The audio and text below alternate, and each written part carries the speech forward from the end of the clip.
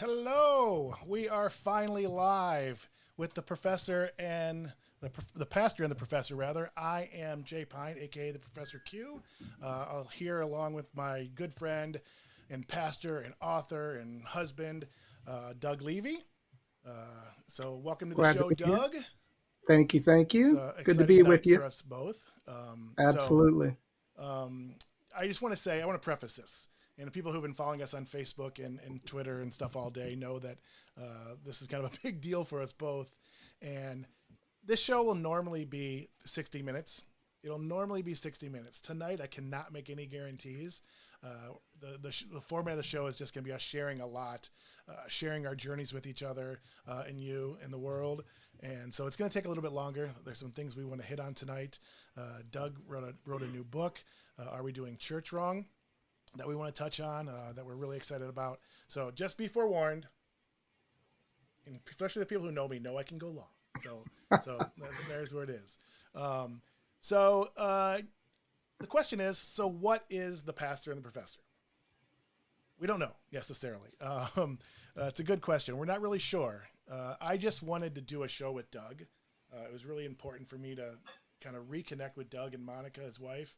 And so I wanted to do a show with him. And I wanted a format where I can, or a platform where I could ask questions and I can explore my faith and I could talk about music and food and have fun and kind of the conversations that Doug and I have had throughout our friendship, and especially when we were together in California. So for me, it's just, again, conversations about our faith and our family and friends and food and fun.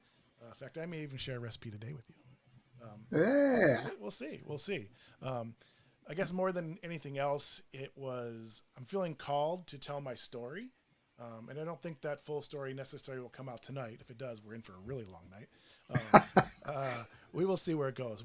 Doug and I have agreed just to kind of let God guide where we're going with this. And there's going to be times where we go off script and we're just going to figure it out as we go and see what people respond to and so forth. But for me, I'm feeling called to tell my story.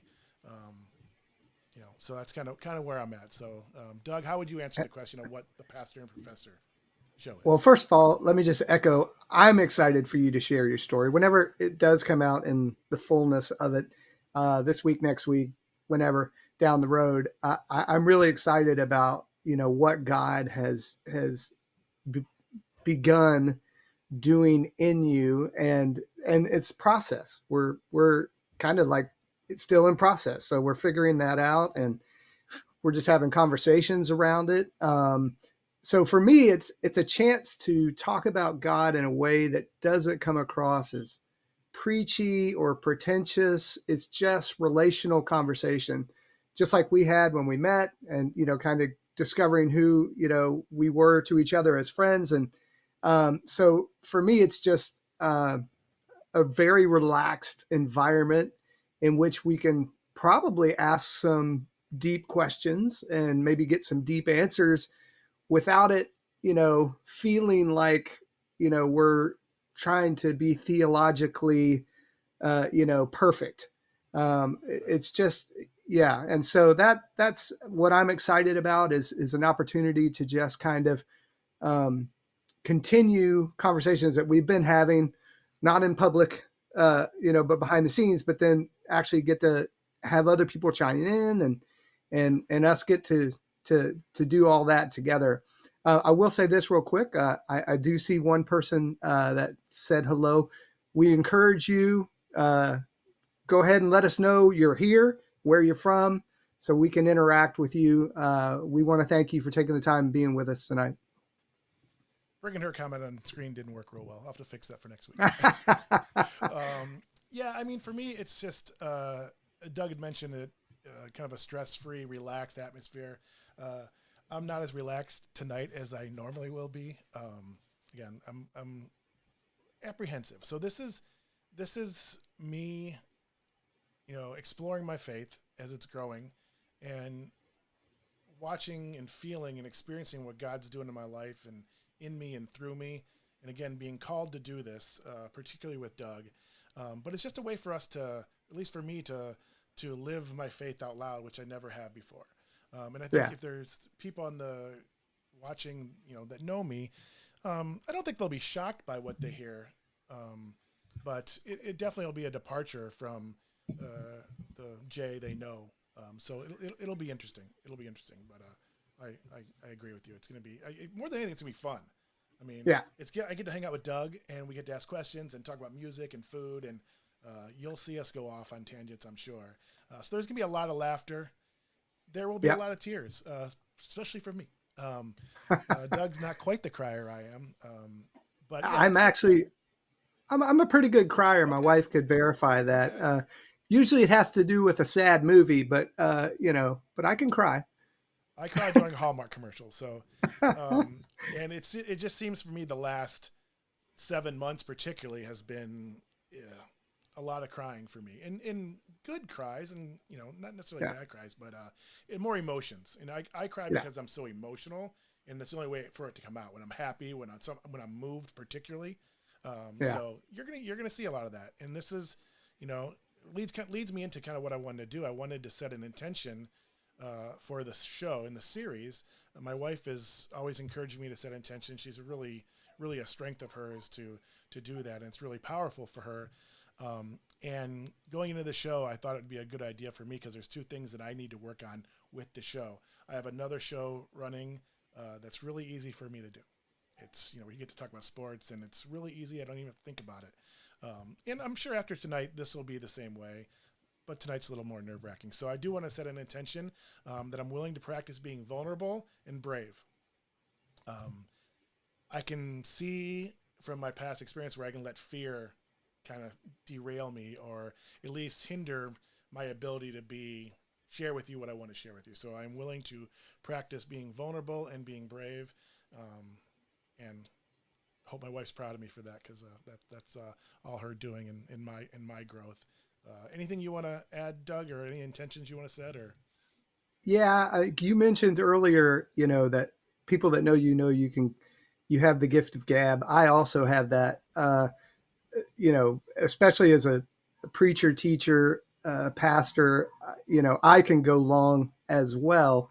So my intention is to be a good listener, which my wife also encourages me in that department, because I can talk a long time without taking a breath. And so tonight, my intention is to listen well and respond briefly and accordingly. nice? Yeah, that's kind of why our friendship blossomed the way it did when we were sitting by the fire all Yeah. those years ago. But I will say I am going to acknowledge myself, and now I'm working on acknowledgments. I feel like this is definitely a self-help thing. I'm going to acknowledge myself because one of the things my wife lovingly encourages me not to do is to talk over people and cut people off. So I wanted to chime in and say something about that, and I didn't. I waited for you to be done. So we're already off to a Awesome. great start.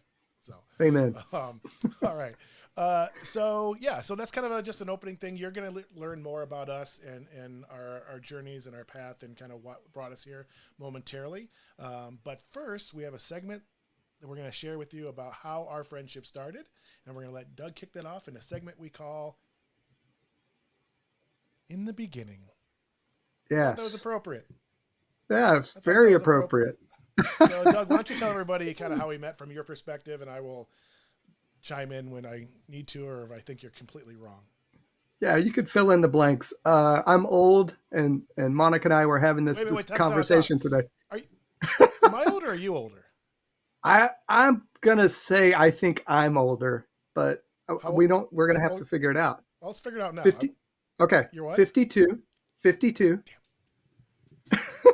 All right, I'm older. I'm about to turn 54. Oh, I'm about to turn okay. 54. Well, All right, guys, go on. you do have me. Okay.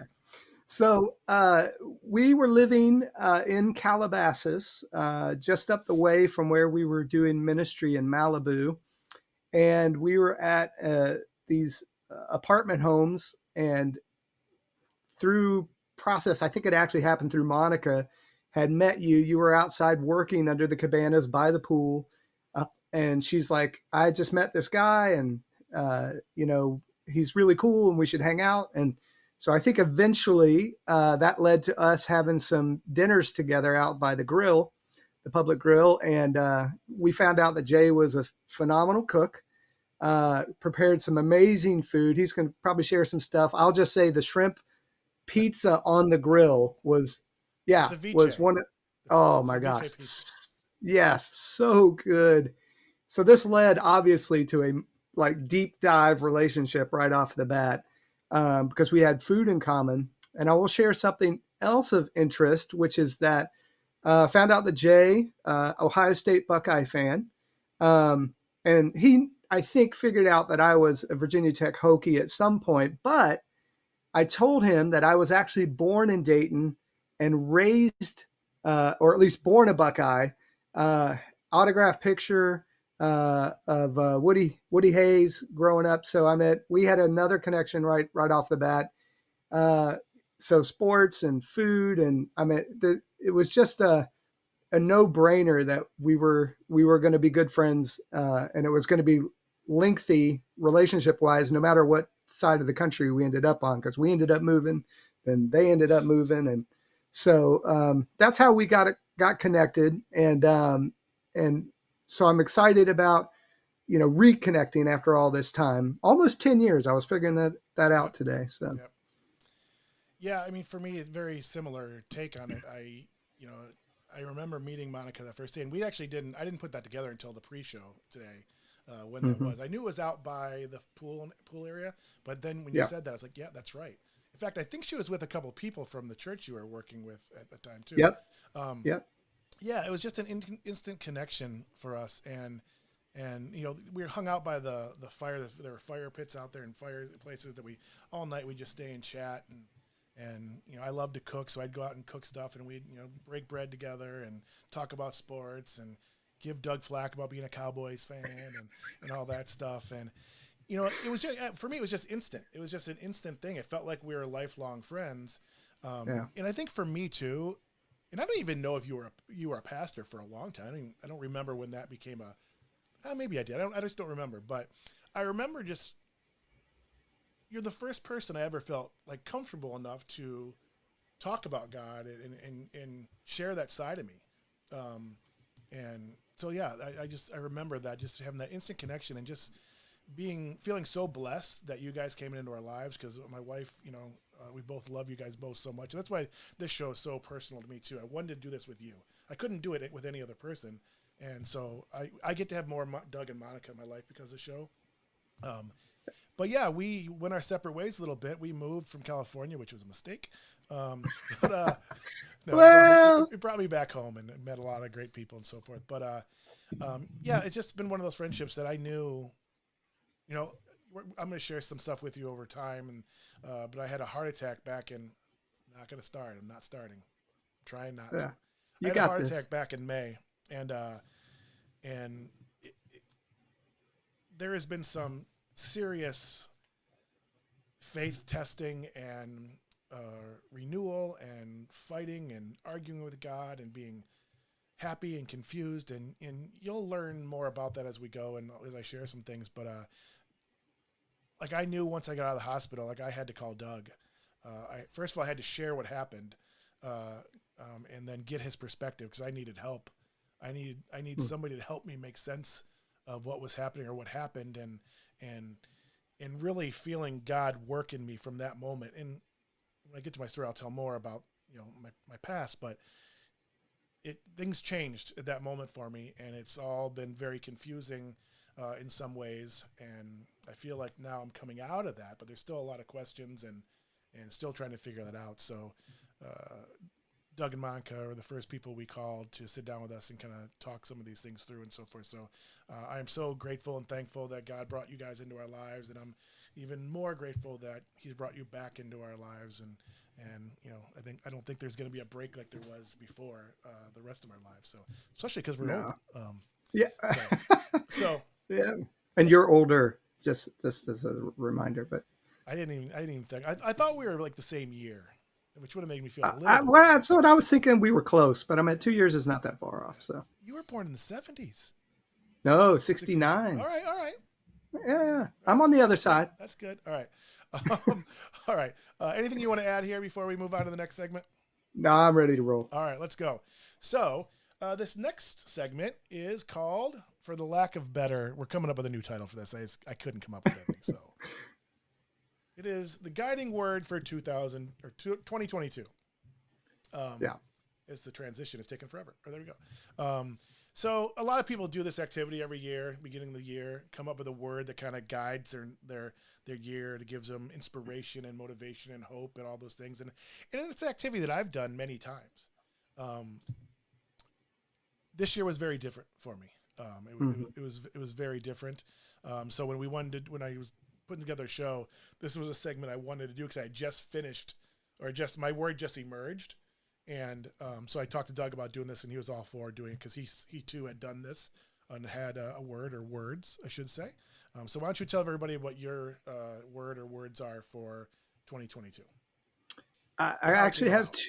Yeah, yeah. I actually have two words that came together, and they are obviously very similar, but they actually have two distinct meanings as to what I feel like God is speaking to us in this time. And it was new and renew.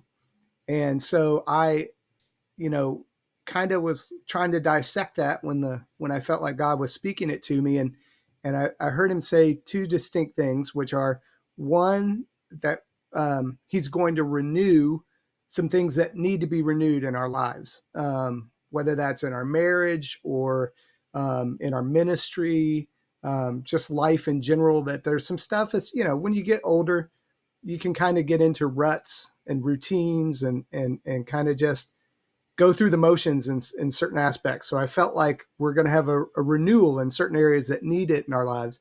But I also felt like this year, which is probably very different for us, is that we're going to walk into some new things that we've never walked into before. This show being one of them. This is a whole new ball game to me. Something I've thought about a lot, doing a vlog or doing a podcast or whatever for a long time. And so I think this is kind of like one of those hallmark moments, if you will, where it's just like, this is setting a stage as an example for all this new stuff that we're going to be doing this next year. So I'm really excited about that, especially given the fact that, when you kind of have done ministry as long as I have, since I was 17 years old, so 35 plus years of being involved in ministry, you look forward to new exciting things. And so I'm looking forward to the new and the renewed that's going to happen in this next year. That's awesome. That's awesome. Yeah, I purposely did not want to hear the story. I knew what the words were, but I didn't know the story. So I appreciate you sharing that, because that's great. I'm gonna switch over here. I think I can go to my scene. Maybe is it transitioning? There it goes. Yeah, there we go. Those are slow. I don't know what's happening. So again, I've done this activity several times. It's like New Year's resolutions. I do it, see other people doing it on Facebook and Instagram, and it's like, oh, that's a cool idea. And I love the idea. A couple years ago, Ned and I and the family, the kids, did one Pride. It was Pine Family Pride, and we were excited about it, and we kind of put some things in place to kind of work with that, and just it wasn't 2 weeks in, but sometime in, we kind of forgot about it, and life happened, and we forget about it. And again, I've done other years and the same thing. I came up with a word, but then I forgot it, or I didn't forget it. It was out of mind, and it wasn't palpable. It wasn't something that I carried with me.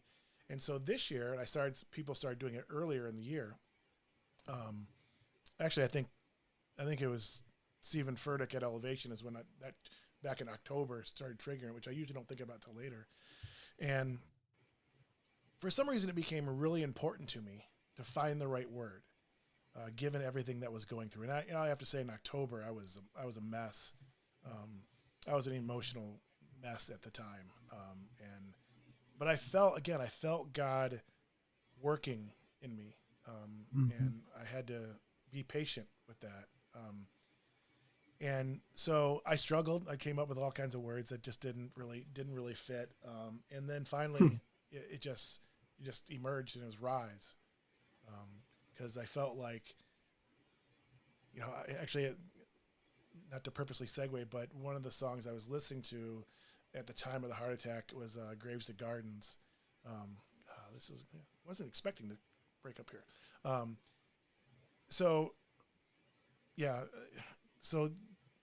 the whole idea of being raised up from the grave and so forth, and turning the graves into gardens was powerful for me. And I felt like I was beaten down and I was low, and the only way up was only way to go was up, and but it wasn't so much that. It wasn't like a pick me up and me strapping on the bootstraps and going. It was being called. I was being risen up with God, and so Mm-hmm. it just emerged, and it was rise up. It was rise above all the fray and all the other things that are meaningless in our lives and things we have to overcome. Rise above them. Rise above haters and critics and all that stuff, and rise above.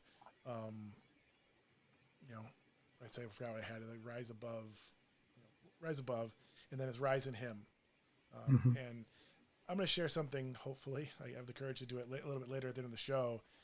We had to actually move it to the end of the show because we thought I might lose it. And I wanted to talk about Doug's book, and I didn't want to interrupt that. I thought if we did that last, we might not get to it. So there's a recent development in connection to this word that happened last Sunday that I'm going to share with you. But for me, this word still, I did it 3 months ago now or whatever, 4 months ago now, and I see it and I hear it every day, and it's powerful for me because I feel it.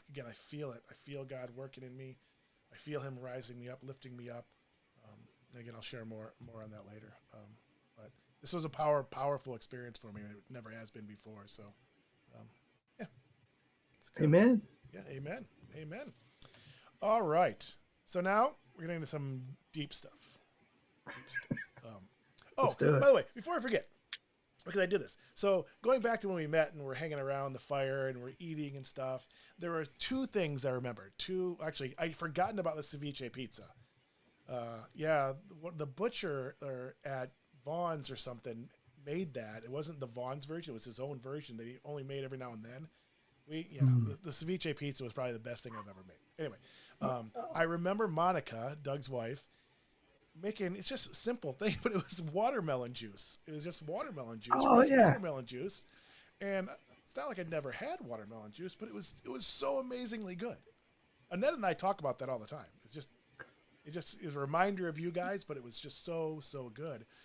And one of the other things my favorite things I ever made was one of the days we were cooking together and doing a little outing was this amazing grilled cheese. So it's a grilled cheese with spinach, and the cheese and the spinach is done in a food processor with sourdough and thick cut applewood bacon. We use Cherrywood and some heirloom tomatoes. Sounds simple, but the spinach and the cheese mixture, it was one of the best things I ever made, and to put it on the grill. So that's kind of tie-in with food. And there'll be more tie-ins with food, but in the YouTube description and the Facebook description of this event, the recipe is there. So didn't put it on the screen, but take my word for it. The grilled cheese with spinach on sourdough is amazing. And the recipe is in the description. So so now we're going to transition to telling you our stories. And again, I'm going to have Doug go first and kind of tell you his journey leading up to today. And he's going to share what he feels called to share with you. And I'll do some reflecting on that and so forth. And some of this is going to be new for me too. So I'm excited to hear what he shares and just I'm going to sit back and listen and let you take it over. Let me take this off. And I think we're going to go to a new screen here and go, from religion to rebellion to relationship is what Doug called this section. So I'll let you take over. Absolutely. So I'll just, say that. So I've been in California for 25 years now, but I grew up in the Bible Belt. So raised in, the heart of Appalachia, small rural community. And so I grew up going to church. That's what you did on Sundays, almost to, the person in my community. I mean, there was obviously exceptions, people who didn't go to church, but the reality was almost everybody I knew was not necessarily in my church, but they were in a church on a Sunday. So I grew up, that was normal for me. I didn't really necessarily know why I was there. I just knew that that's what you did on Sundays. So I had a belief in God from the time I was little. I didn't become a Christian until I was 17, though. So transitioning through my childhood. My parents were divorced when I was 6. Had some rough family dynamics as a result of that, um, which led to being raised by a single mom who had to work 2 jobs sometimes. And so I had 2 older brothers who were 4 and 5 years older than I was, so that the stuff they were getting into that they weren't supposed to be getting into in high school, I was joining them in middle school. So that may be par for the course now, but back then, the stuff I was doing in middle school was not what your average middle schooler was doing. So at the age of 13, hardcore rebellion, drugs, alcohol, all kinds of stuff that just, I was trying to find something to kind of soothe some of the teenage angst that had built up in me. And, so I would just, go along with what everybody else was doing. And I definitely was, although I was still in church on a Sunday, I wasn't connected with God in any form or fashion. So it wasn't until I was 17 years old that a childhood, well, actually, my best friend came to me at the time and he said, "Hey, I can't party with you anymore. I've become a Christian." And for me, my definition of what a Christian was just somebody who went to church on Sunday. So I thought I was one. And so I'm like, yeah, I'm a Christian too. And he goes, no. I really have a relationship with God now. And I can't do all this, stuff. Can't do the drugs anymore. Can't do the drinking anymore. And that intrigued me a little bit. I was like, wow, what got a hold of him? What was make this change in his life? He actually turned me on to another childhood friend of mine who had started a Christian rock band. And he said, they're looking for a lead singer. And I had grown up singing in church choir, children's choir. I grew up singing in high school, middle school, high school choir. It was something I really enjoyed. And he said, you should try out and become the lead singer. And honestly, for me, there was no spiritual, what's the word I'm looking for? No spiritual side to it at all. I just, thought to myself, this will be a great way to pick up chicks, becoming the lead singer of a band. So I hadn't even dissected the whole idea that this was going to be a Christian band. So, I said, I tried out, they, in the audition, they liked what they heard apparently, and they made me the lead singer of the band. So as a non-believer, I started singing Christian music. I started actually even writing Christian music, but I wasn't a Christian yet. And but that's how God he got me in, right? He suckered me into this idea of thinking, I was coming in for one reason and God totally had a different reason.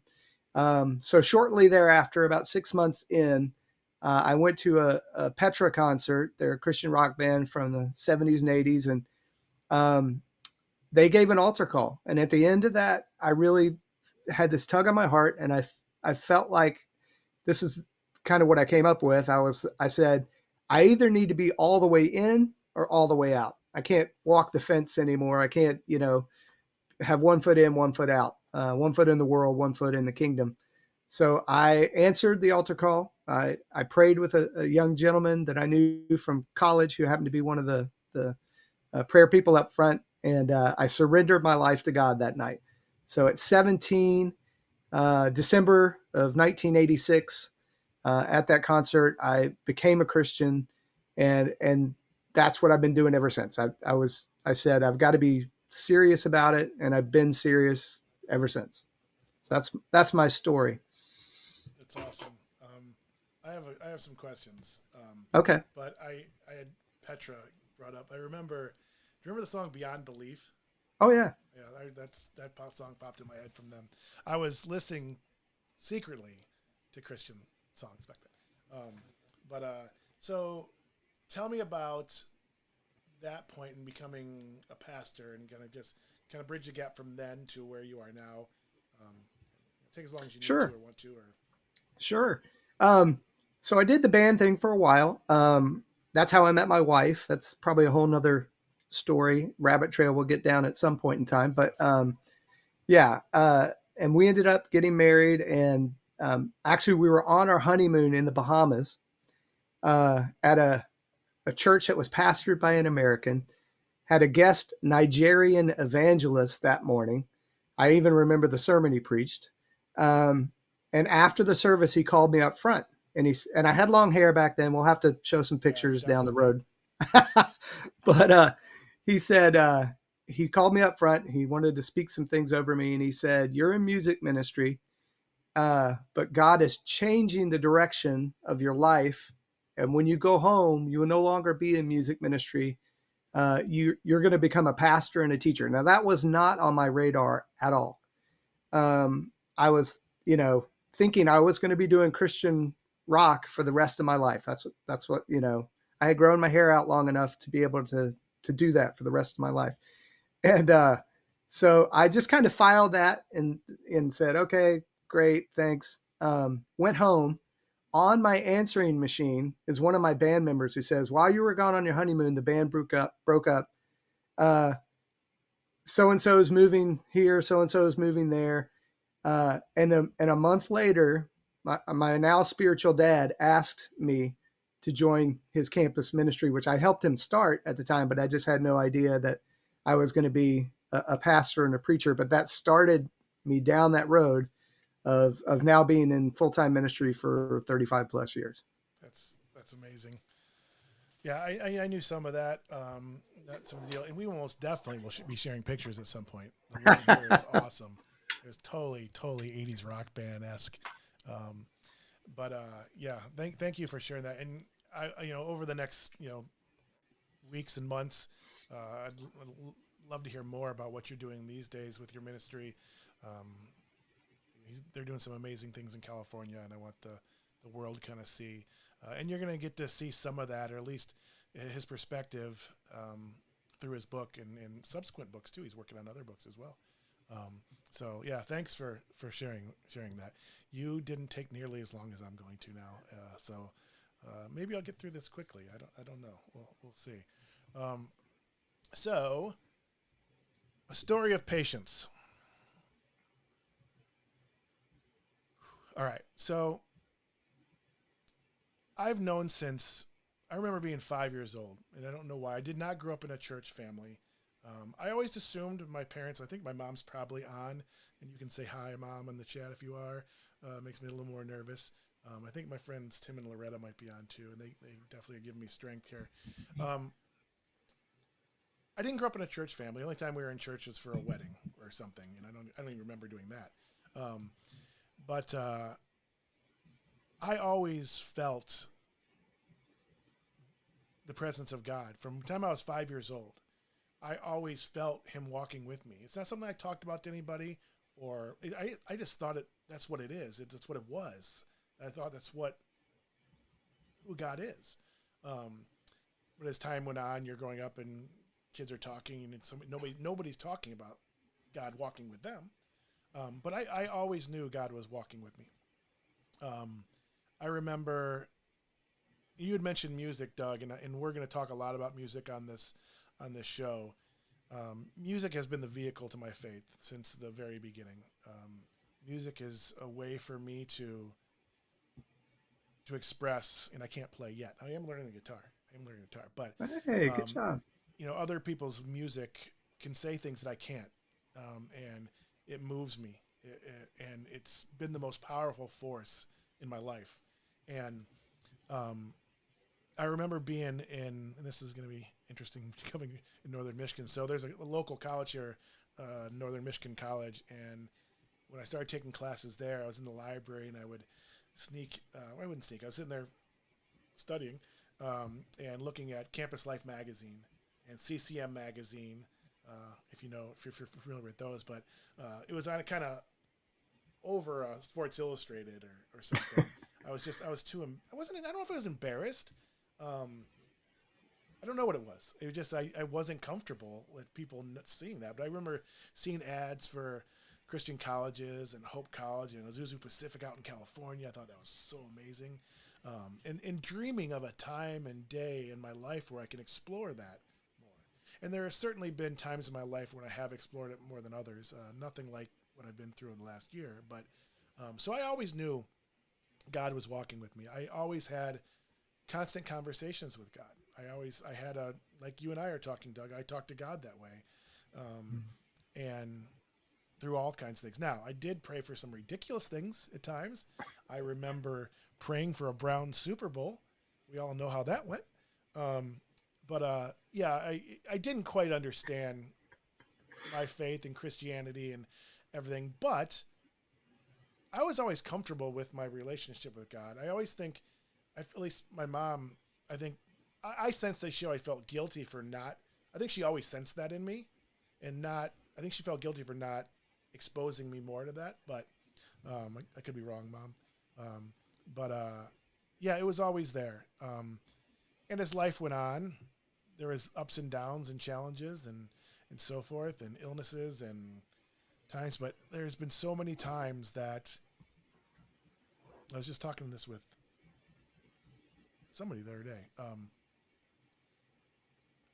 I've been given so many chances. There's times in my life that is so clear to me that God is speaking to me or giving me signs, and sometimes it's, speaking to me. And there's no other way to explain it than God's talking to me and giving me these signs and so forth. And getting knocked down in life and always landing on my feet, I just always knew I was going to land on my feet. And it wasn't anything that I was doing.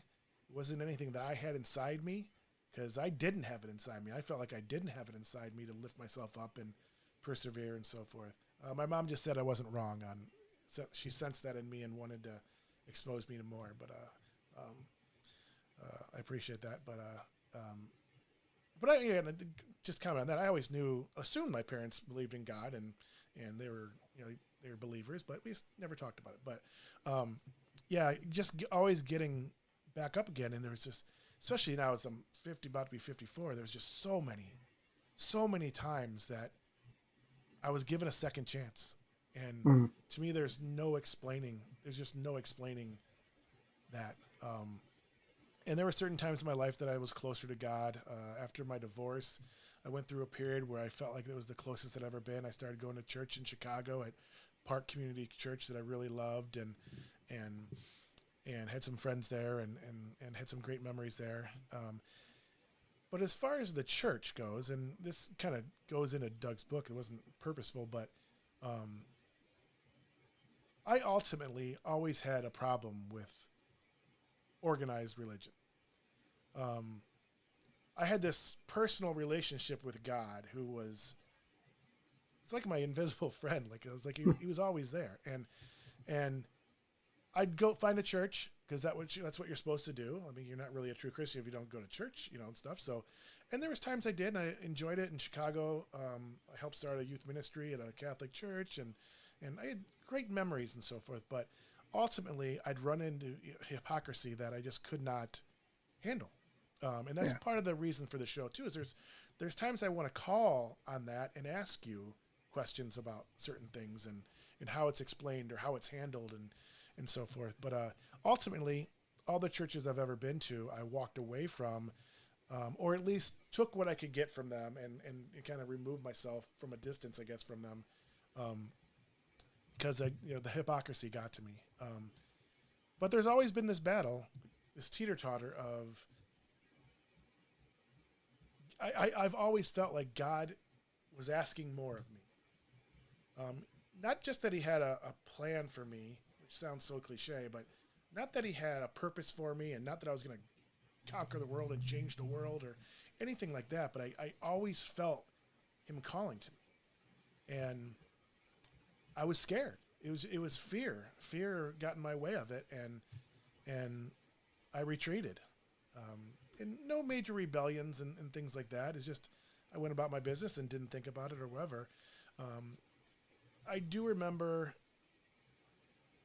where the first big change from this was, there's one when we moved from Traverse City down to Indiana, and this will be emotional. When I moved down to Indiana, where my mom and dad are at now, and just kind of helping my mom and dad transition. I wasn't doing anything. I was 25 or something, and 23 or what, I don't know what it was, but it was just I went with them, not really having many options and so forth. And being down there and kind of isolated, no friends around, and just my parents and I love my parents. We get along great. We've got so many great memories and so forth. It's not that. It's just there was something missing. There was just obviously something missing, and it was God calling me. And I remember being downstairs in the bedroom and just again talking to God and just being overwhelmed by His presence. And I was listening to a lot of Christian music at the time, and at the time it was Stephen Curtis and Michael W. Smith and Amy Grant and all those. But the early days of DC Talk, Mm-hmm. and that moved me. And there was this, God, I'm putting some stuff together, and that word rise, I heard it then. Oh my gosh. Yeah. I didn't. That's new. All right. Oh my gosh, I can hear it clear as day now. There was a moment laying downstairs and listening to a Michael W. Smith song, and I was just, I had to go. I had to go make my way in the world. That's funny that I said that with Michael W. Smith. That wasn't even intended. God was telling me to rise and move, get moving, because I was stagnant and sitting still, and yeah, I was being called to rise. So I left, and so that was the first really big kind of turning point in my faith. But again, life happens, and you move on, and stuff happens, and the next big one was after my divorce, and that was a biggie. Divorce was not really that big a deal for me. My ex-wife and I had a fine marriage, but we were very different people, and I sacrificed a lot and lost a lot because of it.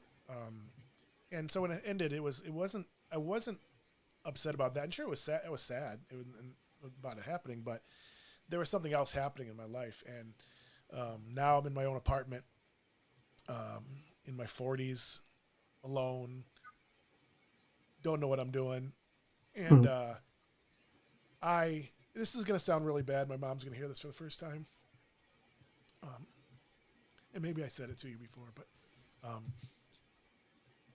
I had these knockdown, drag out fights with God in my apartment. Literally, just like He was right there, yelling and screaming, and I can feel it. I can feel how I was angry, not necessarily at Him, and this is going to sound bad, and I don't mean this in the way it's going to come across. I wasn't suicidal or anything like that, but I was just praying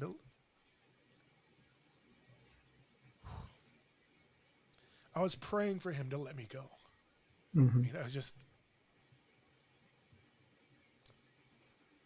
it just went on for I don't even know how long, weeks, and I would pray, just pleading with Him to just let me go, because He always had this hold on me. He always had this hold on me that He just wouldn't let me go. And finally, I was tired, and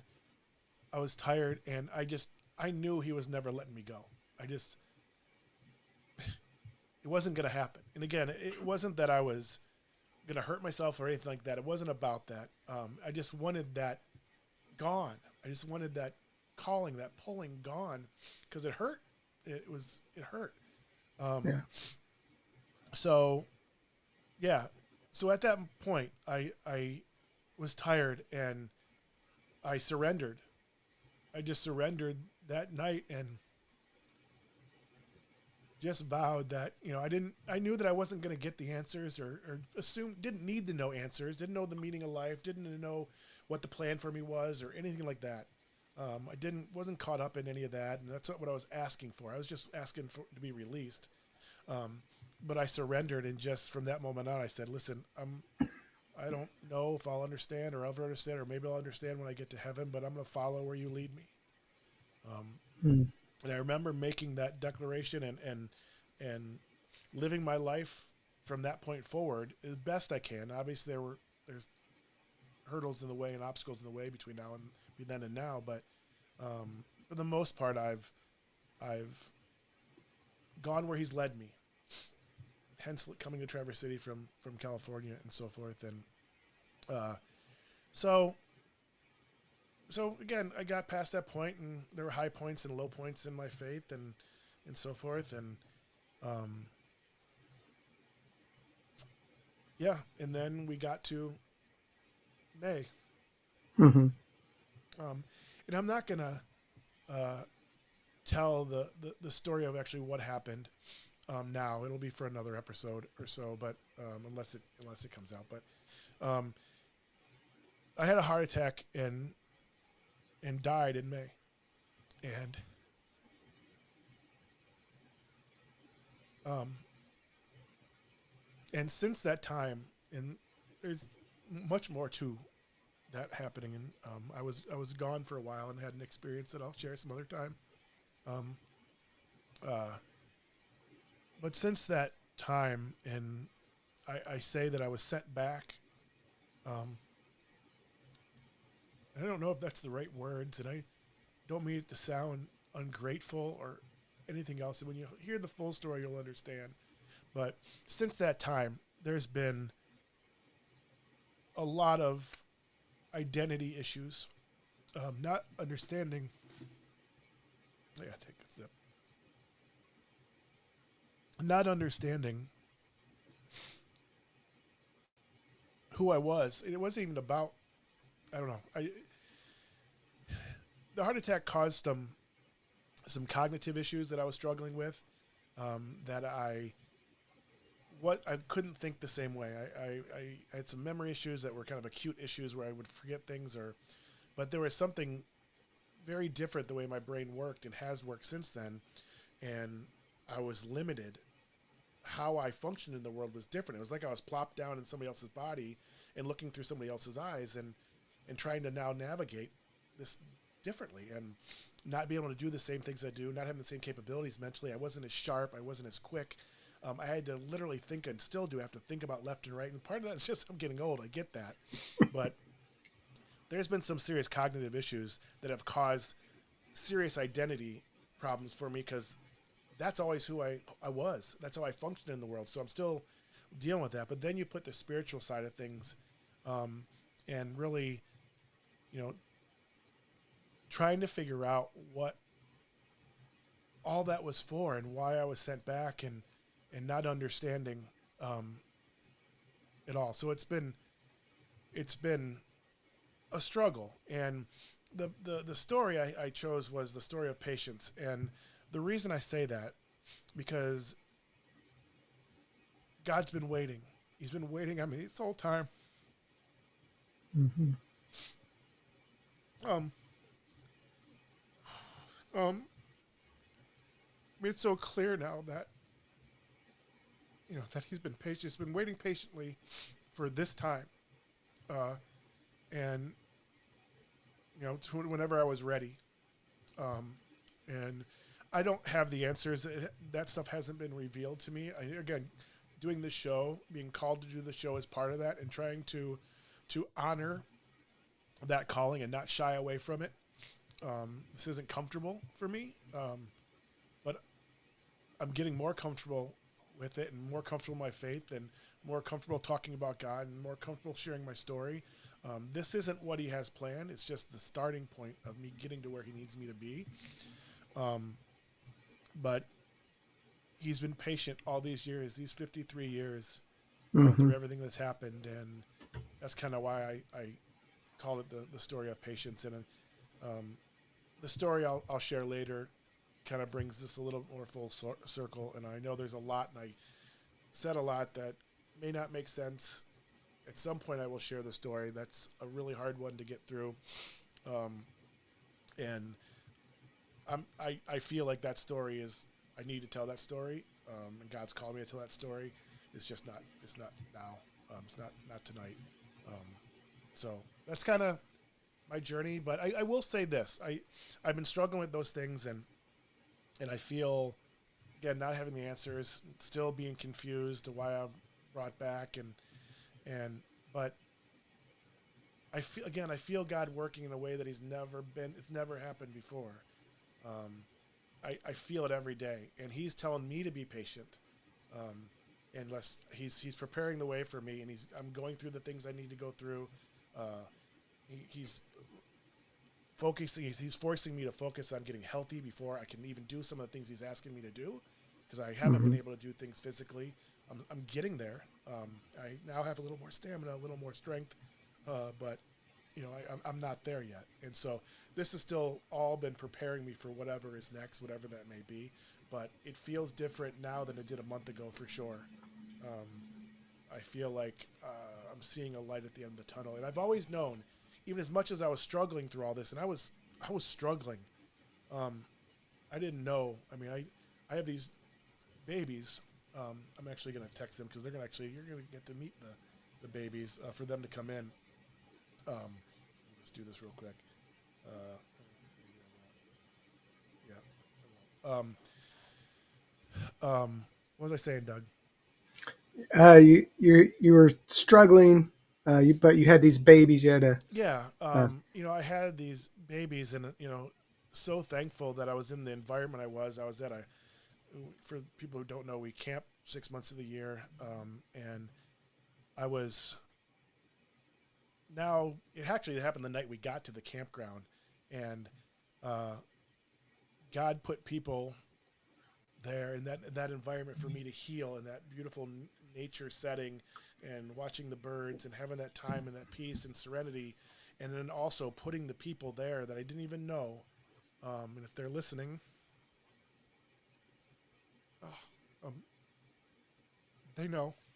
Um, I ran into a gentleman that was also one of the camp families that had a heart attack like I did some years before, and having him there and having somebody that had been through it and gone through some of the similar things, that was so clearly God putting them there, and we've yeah. become great friends and so forth. But I was sitting there and going through this all this stuff, and just I'd sit in the chair because I couldn't move much, and just like, why, and and they've heard this, so you know it's not that I didn't want to be here. And when you hear the full story, you'll understand why I'm Mm-hmm. saying this. But I have these two amazing babies who are the light of my life, and I just, again, it'll make more sense in another night. But I was struggling. I was truly struggling. But it was so clear that God was working and giving me that atmosphere, providing those people, opening up my heart to listen and be guided, and all those things. And from that point till now, and what's next. But even in those darkest moments, is what I was going to say. Again, can you tell why the show is going to be long sometimes? Um, the point of that was the darkest days of my life, and again, being thankful that I was here to with them and see them grow up and all that. But um, I knew the other side of this. The other side of this, me getting past this, and whatever was next for me, I knew the other side was glory and greatness and joy and peace. I never doubted that. I knew that I had to go through stuff right now, and I was going to listen and be patient and let God do its thing, not get in my own way and try to force things or manufacture things. I knew without a doubt the other side of this was everything I waited for. Mm-hmm. Everything God intended for me was on the other side of this. It is on the other side. And I now see that. I see some of it starting now with this show, with you. Yeah. And so, anyway, I'll let you comment. I regroup there. So, Well, yeah, and I remember that those moments of watching you, Jay. When you called to first share what had happened, and and just the transition between then and now is palpable, and just in terms of how far you've come, and asking questions and really wanting to figure out who you are, which is be a big part of what the things that we talk about in relationship to identity, who we are in Christ, who, there's personal things, that I struggled. I've had identity crisis throughout my life, even as a believer, even as a pastor, someone in full-time ministry. And it's a struggle I think everybody goes through to varying degrees. And people are trying to figure that out. Why, not just the why am I here thing, but, who am I supposed to be? And so I think, as we kind of dissect that a little bit, it's going to be very helpful, for other people who are listening with the same questions, still trying to figure those things out. So I'm excited about that. This is, your faith journey is obviously has some very different aspects to it, that, as you share your full story will really make a lot of sense. But also at the same time, that tug's been on all of our lives at various places. I mean, when you were sharing the story about your knockdown dragouts with God, I was reminded, taken back to maybe I was like 14, 15, I think at the time.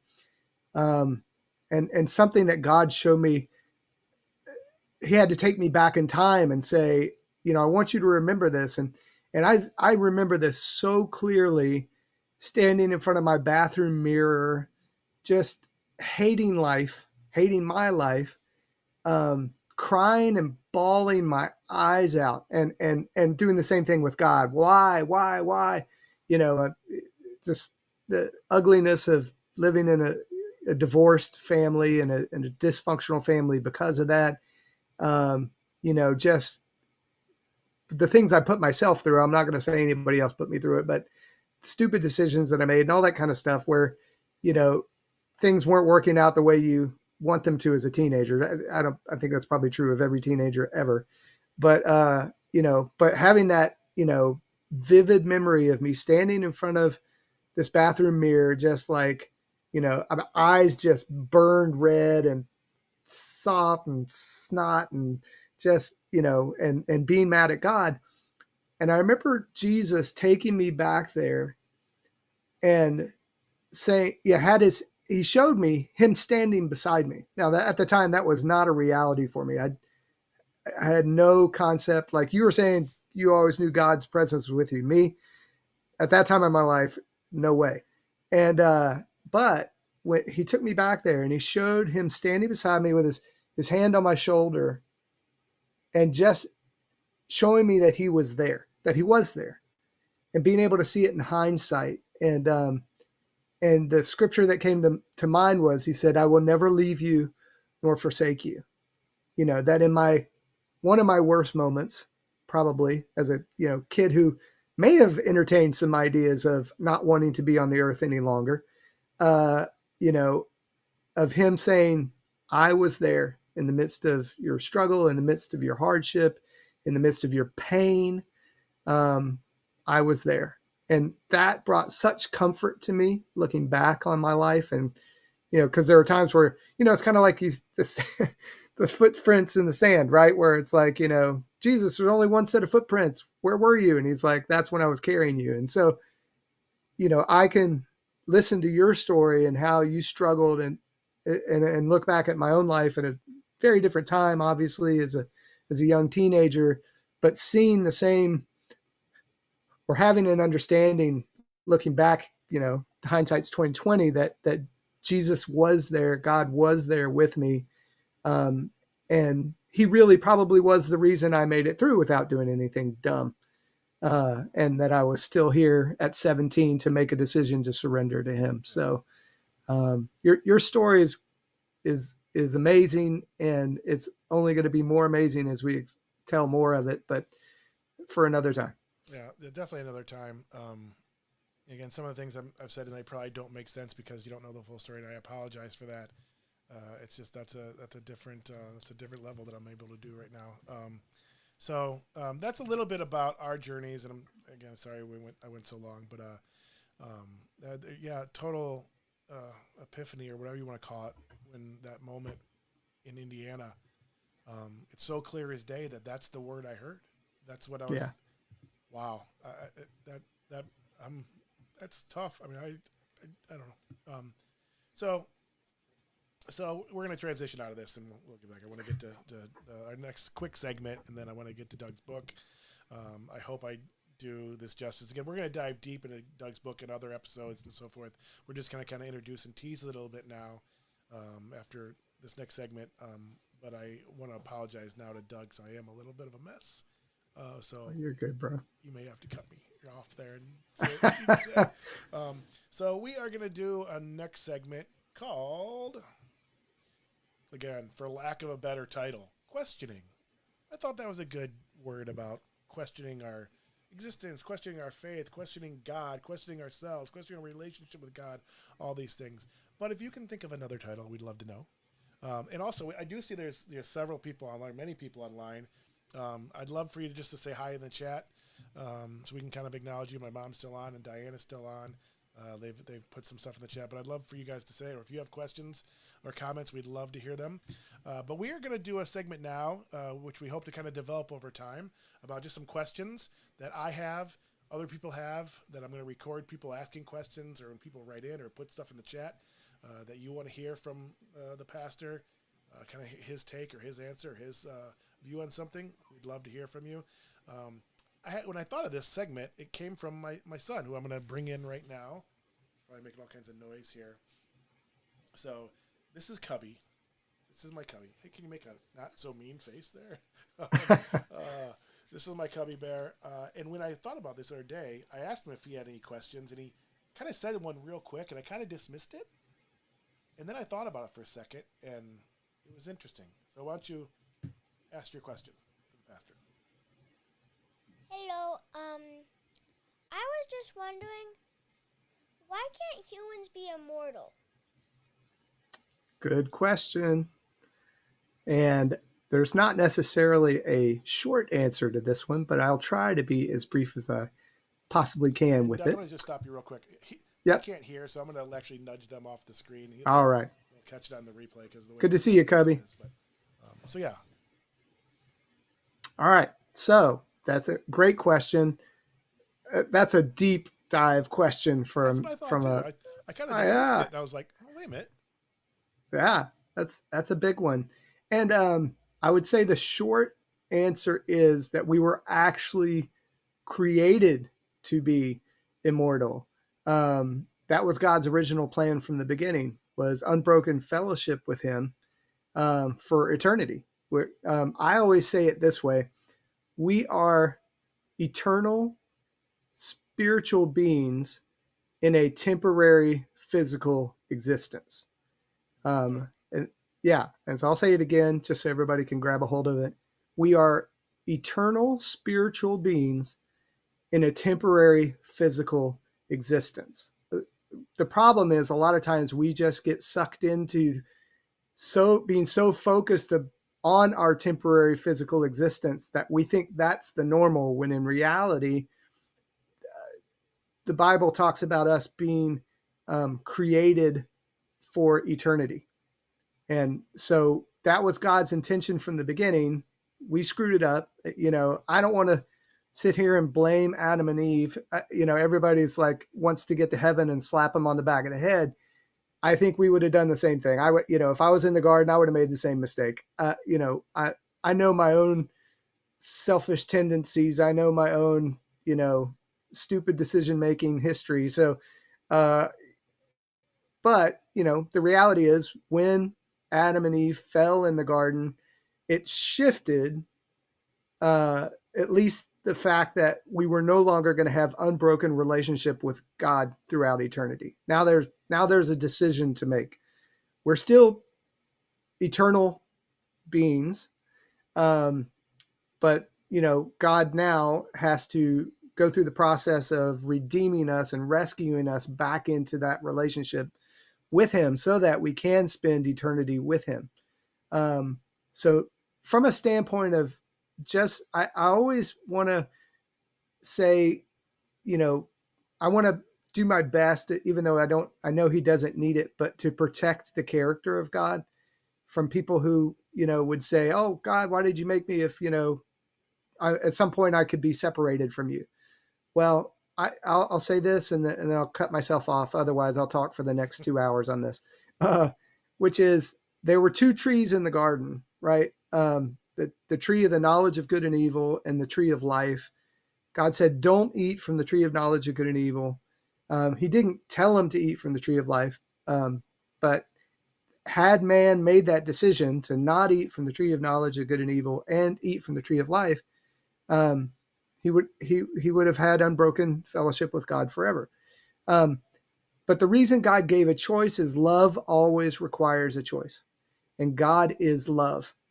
And so in order for us to choose him, there had to be a choice to not choose him, if that makes sense. Yeah.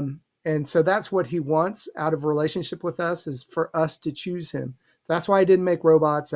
That's why we're not angels. He already made some of those. They still had choice as well. Obviously, we know for a third of heaven, it didn't end up well. But so God did in the beginning want to have unbroken eternal fellowship with us. That's it. That was his plan. And he had to redeem our mistakes as human beings for not choosing him in relationship. So it's a great question, but I want everybody to hear that in their heart, especially if they ever thought, like my wife did, and it's another story for another time. She at one point said, Jesus died for everybody but me.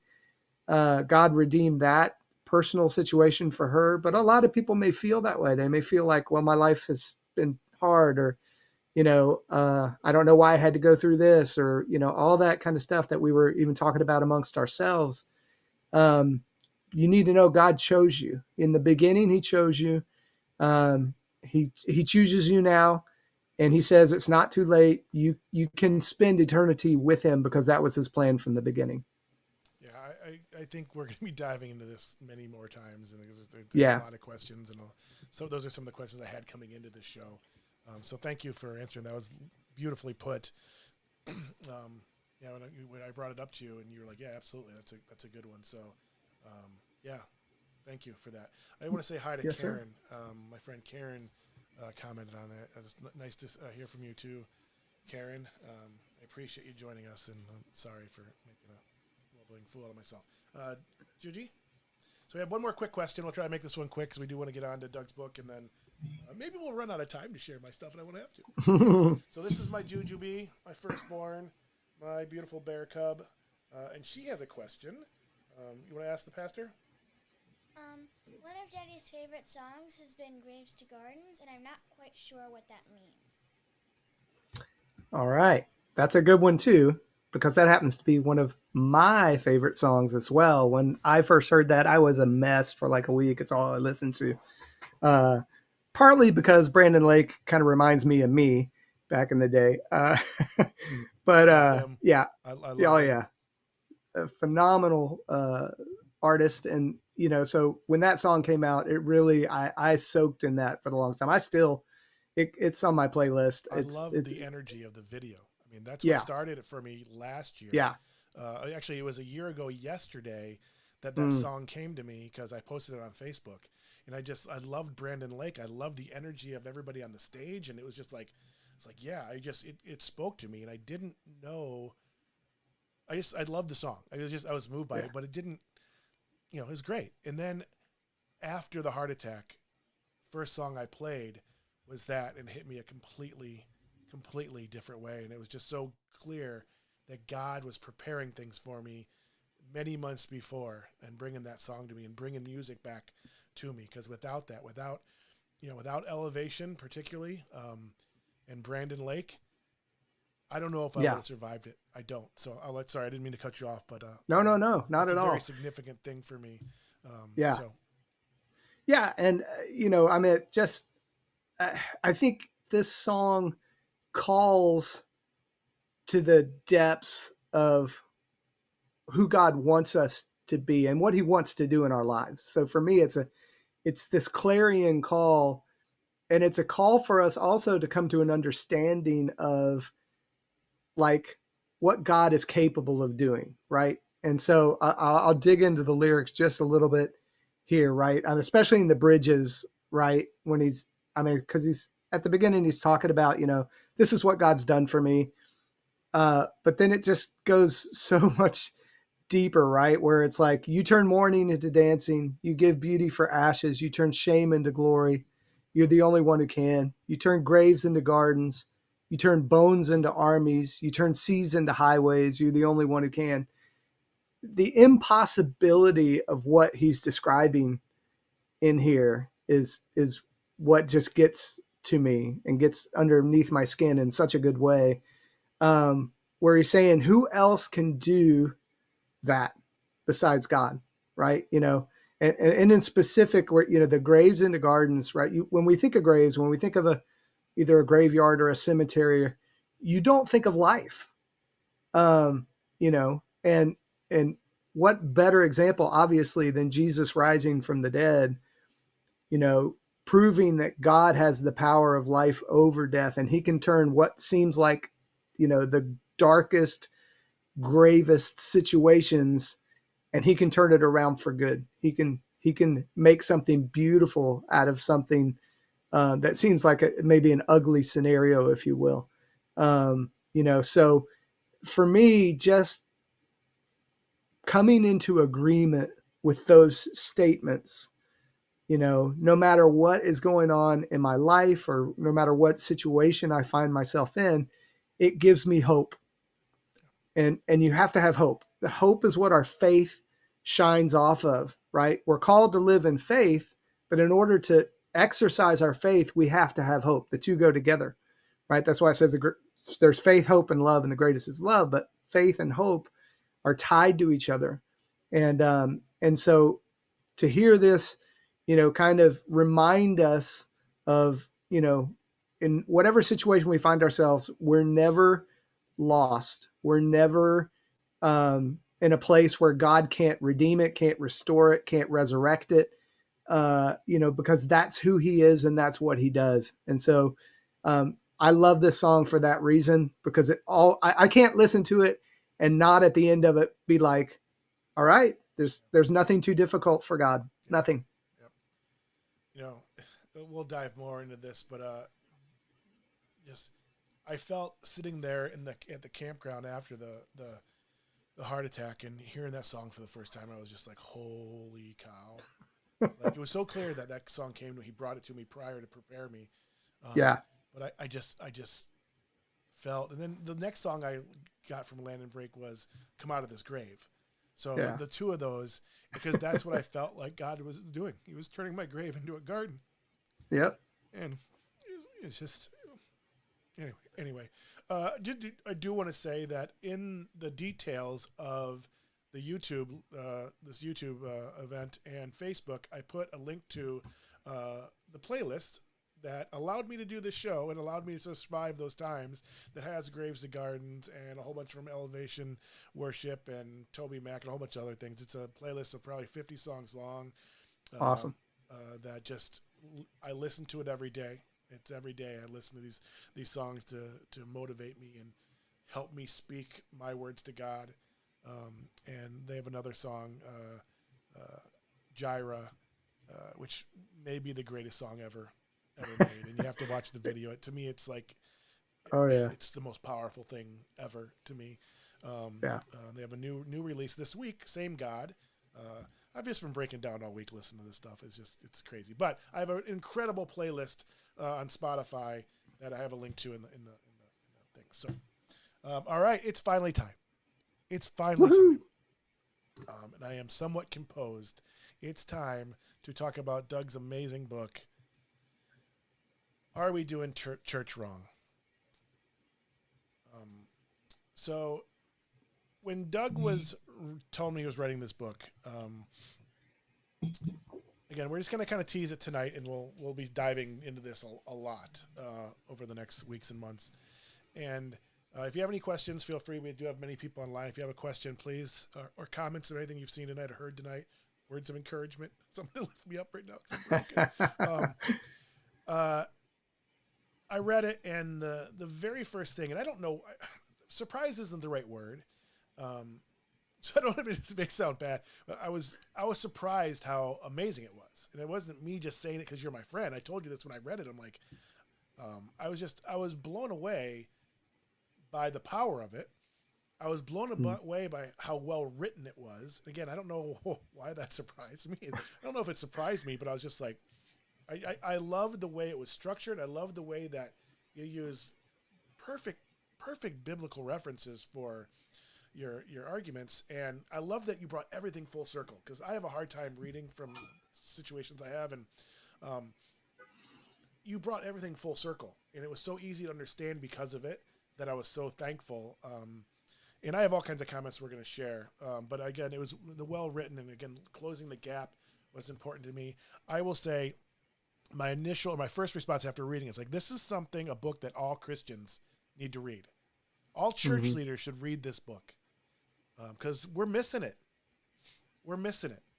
The way church is being done, for the most part, I'm not going to cast everybody under that blanket.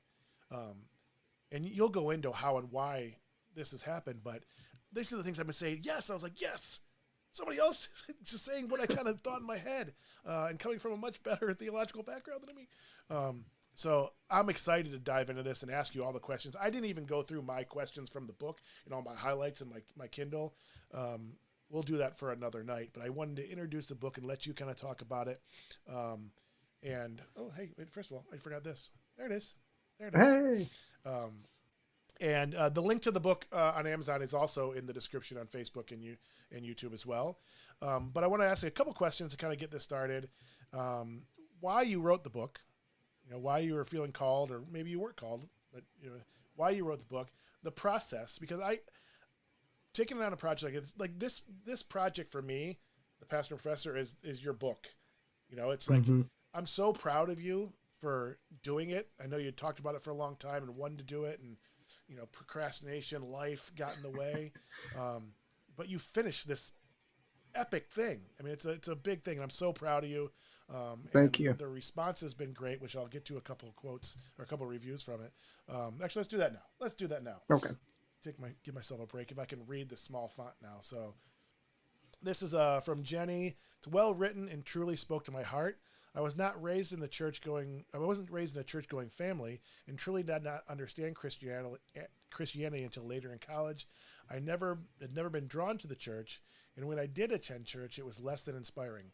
This book helped me understand what God wants his church to look like.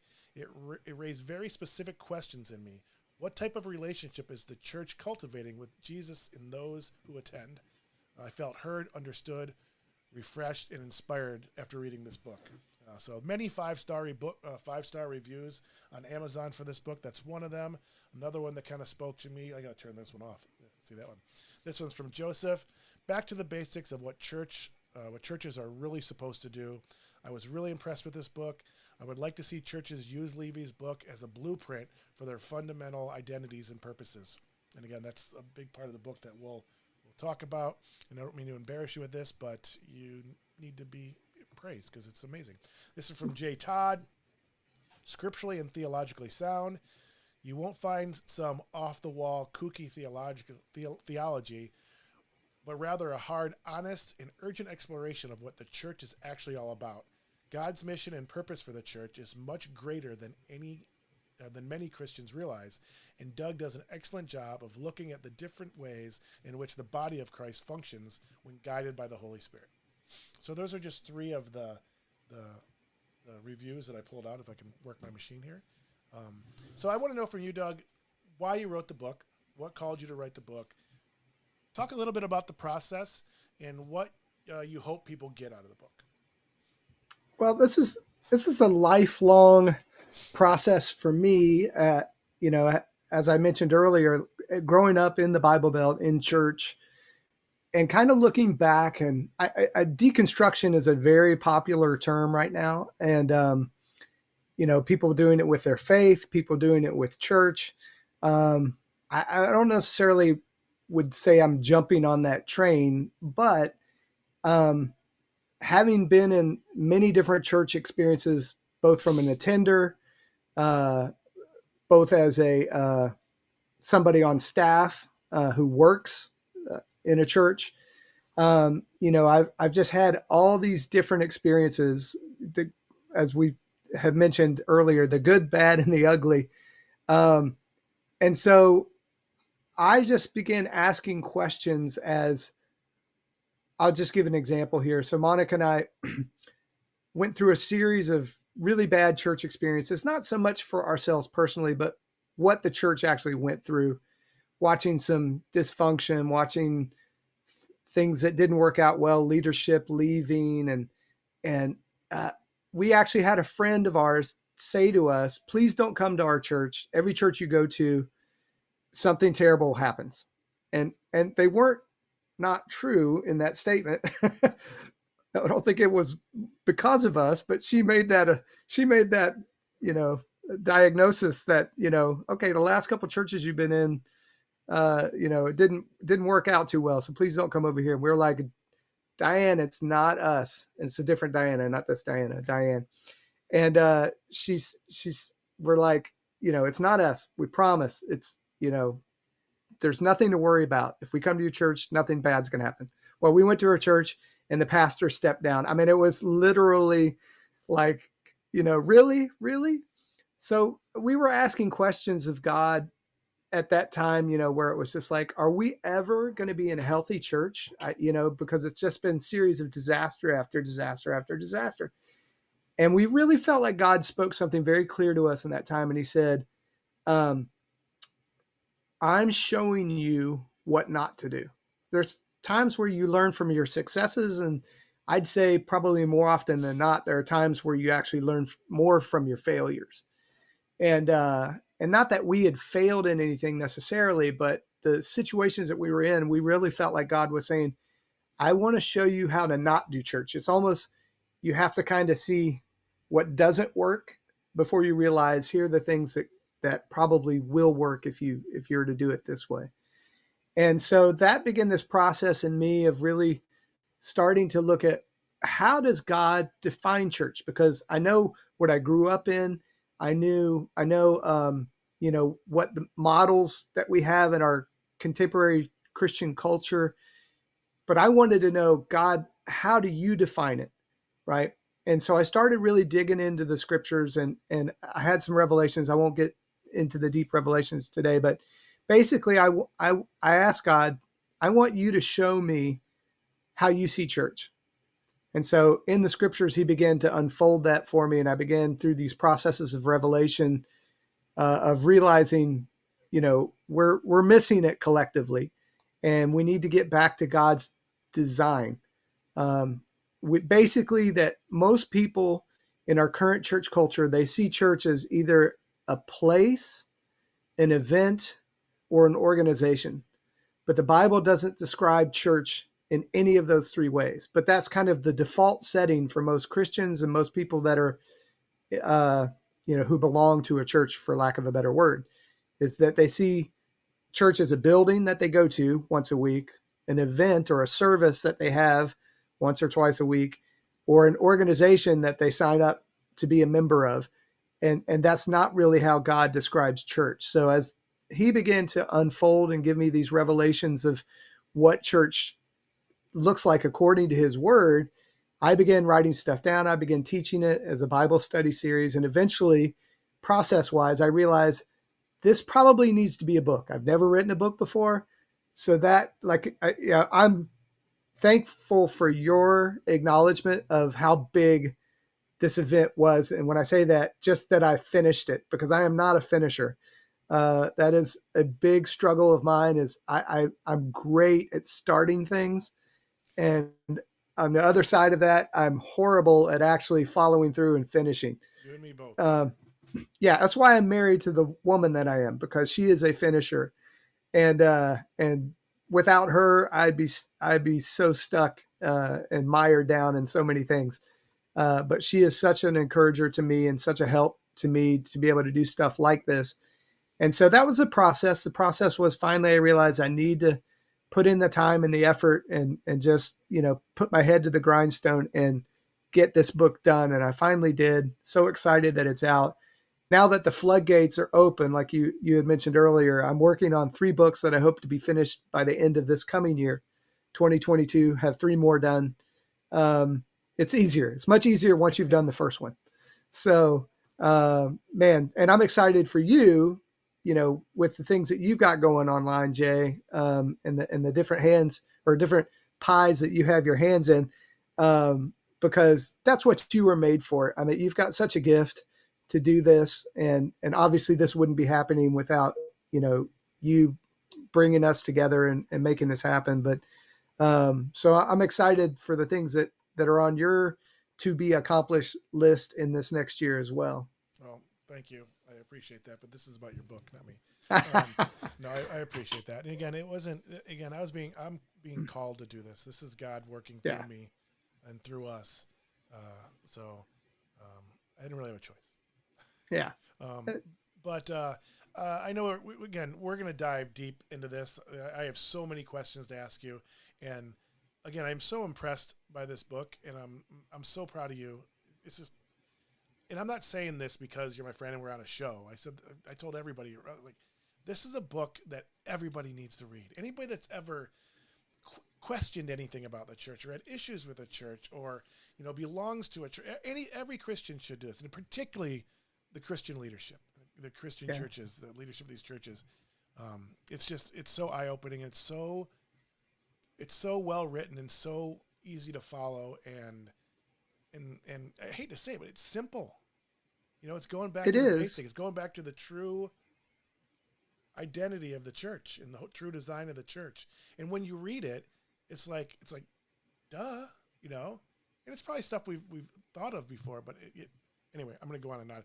I know that you talk in the book about there's 5 fundamental identities of the church that you found in the Bible: the family, the bride, the body, the temple, and the army. Is that correct? Yes, sir. And next week, if you don't mind, I'd like to dive into the first of those 5, the family. Could you tell me, just give me a quick teaser on the family? Well, as I kind of mentioned in telling my story, right, I talked about going from religion to rebellion to relationship. God has not called us to a religion, right? And many people approach Christianity as a belief system or a religion. It's something they practice. We're actually called to a relationship with God.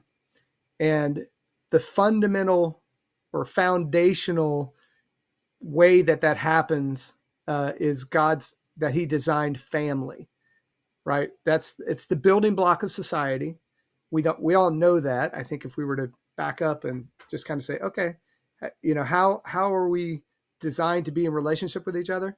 Family is the first and primary relationship. Well, God does that both in the natural and in the spiritual. And we're called to be in relationship with God and be a part of his spiritual family as well.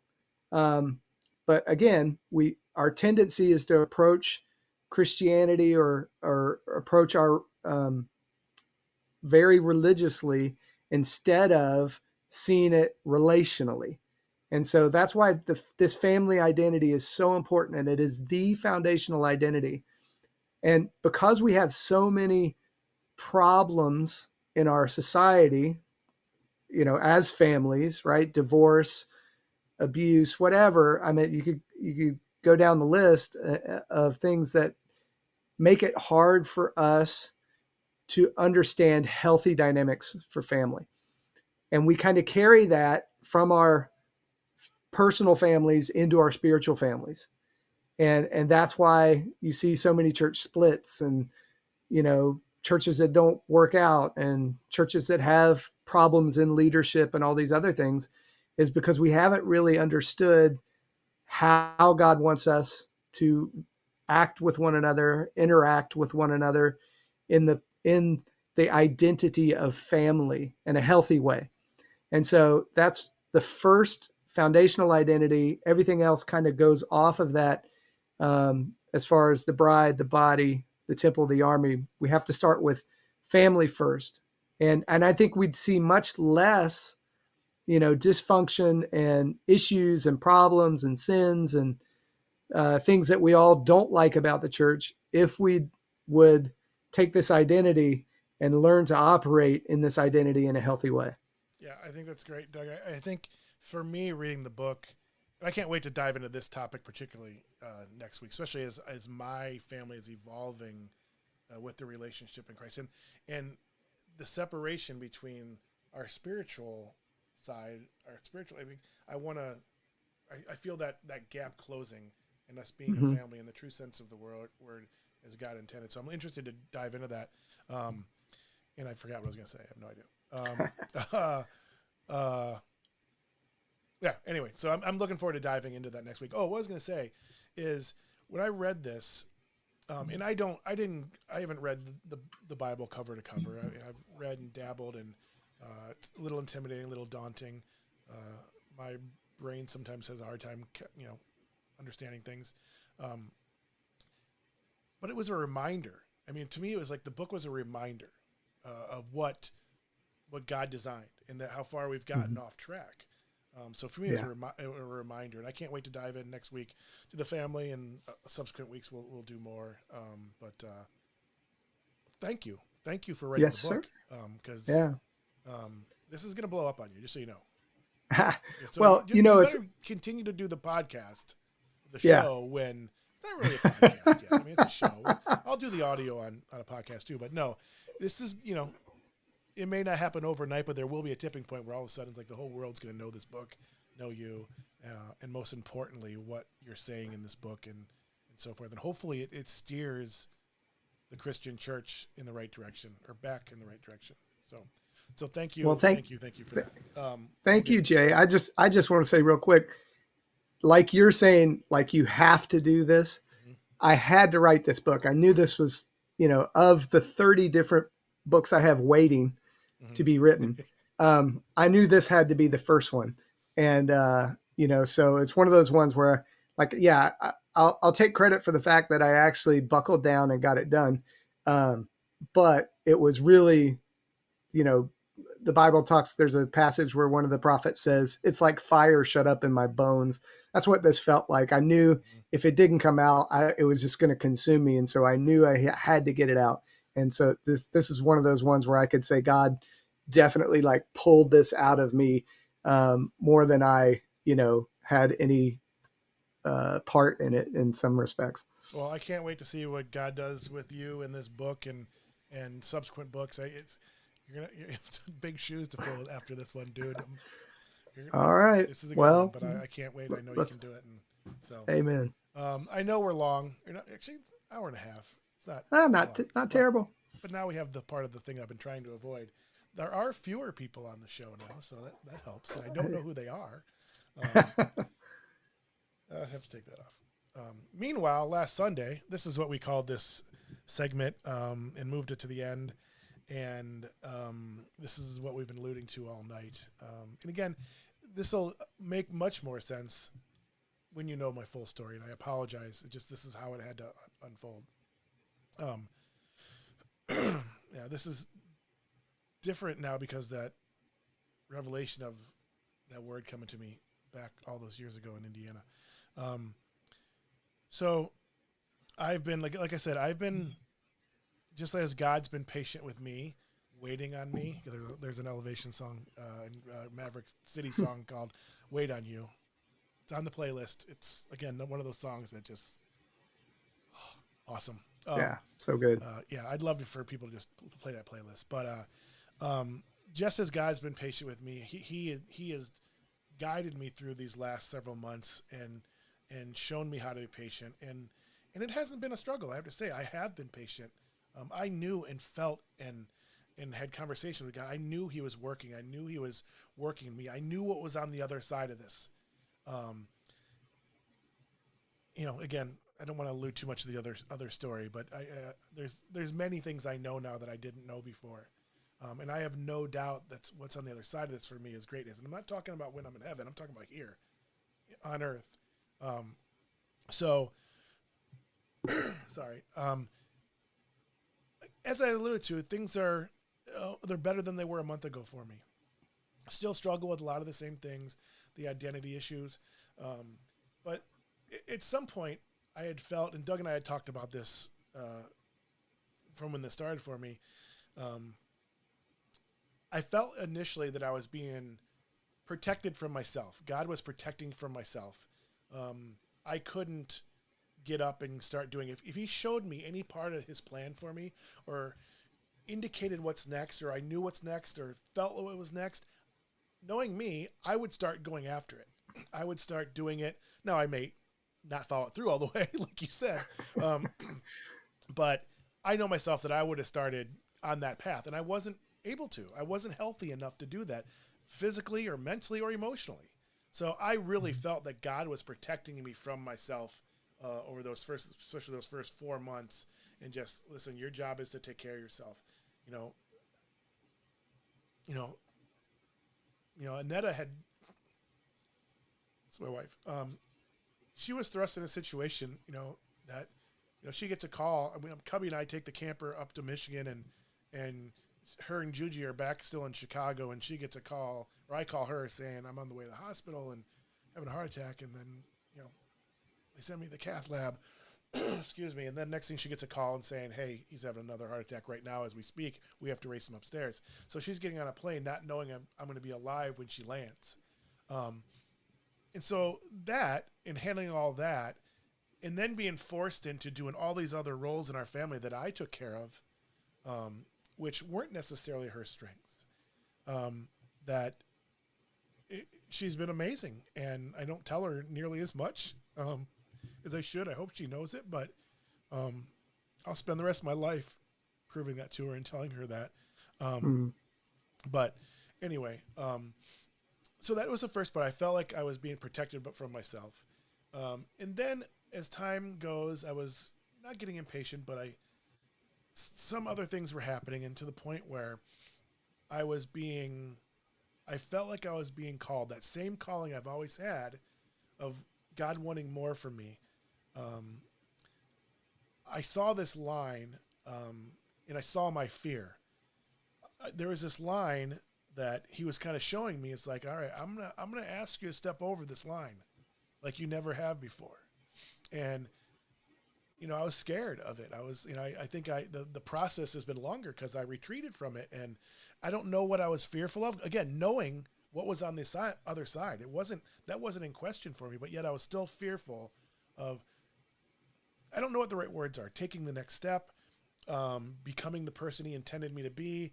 I don't have the right words for it, but I was clearly being called to step into something that I was uncomfortable with, or unsure of, or afraid of. It was clear as day for me. And it was scary, and it was challenging. And it's been months of that, tiptoeing it, and then, kind of avoiding it. And then we moved off the campground, and I had that amazing group of people at the campground with me. And I guess as I got a little bit healthier, I kind of sugar-coated things a little bit and made sure everybody thought I was okay. And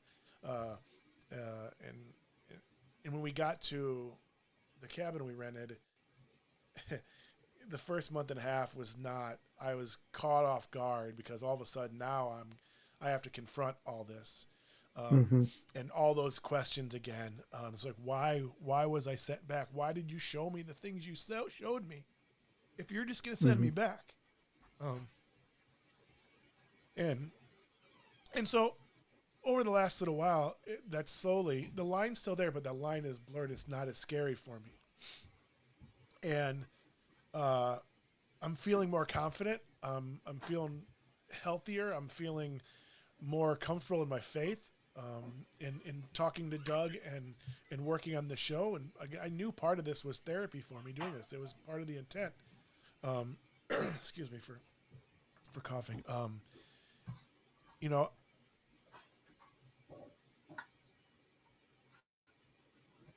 I was just being called, and I saw the light at the end of the tunnel. I saw it turning. I now saw that other side. I saw the emergence of that other side, that person, and that person that God always intended me to be, the role I always intended for me to play. I don't know what that is yet. I don't know who that person is or what that role is, but I see it coming. I know that he's been preparing me for it, and now that's kind of where I've been. So last Sunday, I've been watching Elevation Church online as part of the EFAM, and kids were sitting on the couch next to me doing stuff on their pads or whatever, and Annetta was at work, and I put it on the big screen, and I love the music, and it was the best day of music ever at the show. All my favorite songs is started with "Let's Get Loud," and then I forgot the second one. I don't know if it was "Rattle" or something, but it was just like, yeah. I was just like, yeah. Oh yeah. And they took a break to introduce something, and then they came back on with the song "Available," and then "Same God." They ended with "Same God," this new single, and something happened, and I don't know what, I don't understand what, so I need some help from Doug to figure this out. But I had some revelations to this over the last couple of days too. Is I was a complete and utter mess. My kids didn't have any idea what was going on. I'm sitting there, and they've seen me cry, but I was unlike I've ever been, and I felt like, it's gonna sound silly, but I felt like the Holy Spirit had entered me, and the words to the songs, and I was just in a place, and my eyes closed, and I was looking up, and I saw the same sensation I felt when I died, and the light and the warmth and the peace that I experienced in that moment. I was experiencing again, and I was just, I can't explain it. It was just the most overwhelming, powerful moment of my life. And, hearing the words and then singing the words and just, crying out to God. I guess I wasn't crying out. I don't know. I can't really explain it. But it was overwhelming, and I couldn't really explain it to you. I couldn't explain it to Annetta. It was just something that happened, and I don't even know how to say this. So as I was thinking about it, in talking with you, prepping for the show, it was the realization that I was stepping over that line, that I was trusting God in a way that I never had before. That fear that had always been there from blocking me from the next level or the next step of our relationship to, I don't know what, again, I don't have the right words for it, but that thing that'd been there my entire life, preventing me from going to wherever that is, lifted. And it was overwhelming, and not, I'm crying because I wasn't afraid. It's just again, being overwhelmed by emotion, and then reflecting on all the work God's done over my life, certainly, but over the last 7 months, and feeling it every day, feeling it. Not that just there's all this stuff just happened in it. It's just I felt it, and it was the realization that all this work is coming to, is paying off, and the next stage is coming, and I didn't realize it. I didn't realize what happened till we were talking, and I realized that I was trusting God in a way that I never had, and that fear was lifted. Yeah.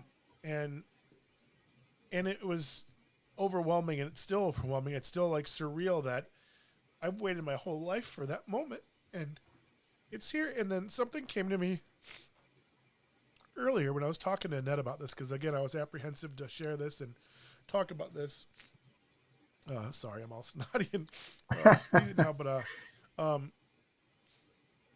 this is why, going back to the moment in the end, it was very clear when I was sitting there listening to the song and the lyrics, and God was telling me to rise. I heard it so clearly that he used my word again. Well, it's his word, but especially now that I know it from before. But I felt it and heard him telling me rise, and his message to me, his words to me were, "You're ready."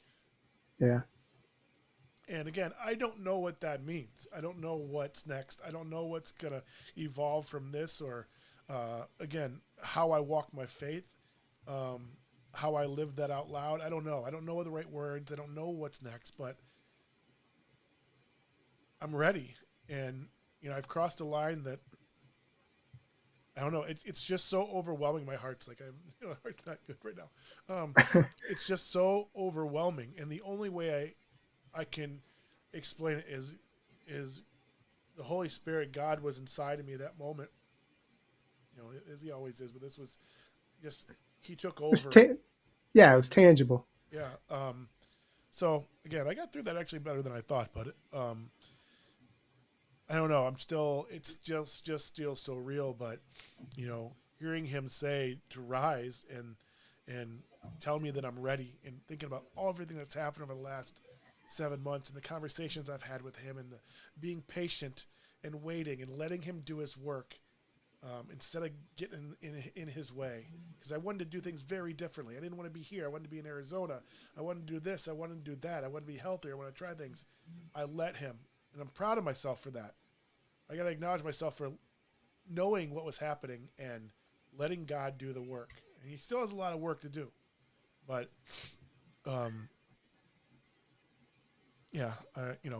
that's kind of what happened. And I guess maybe I made too much of a build up of this segment.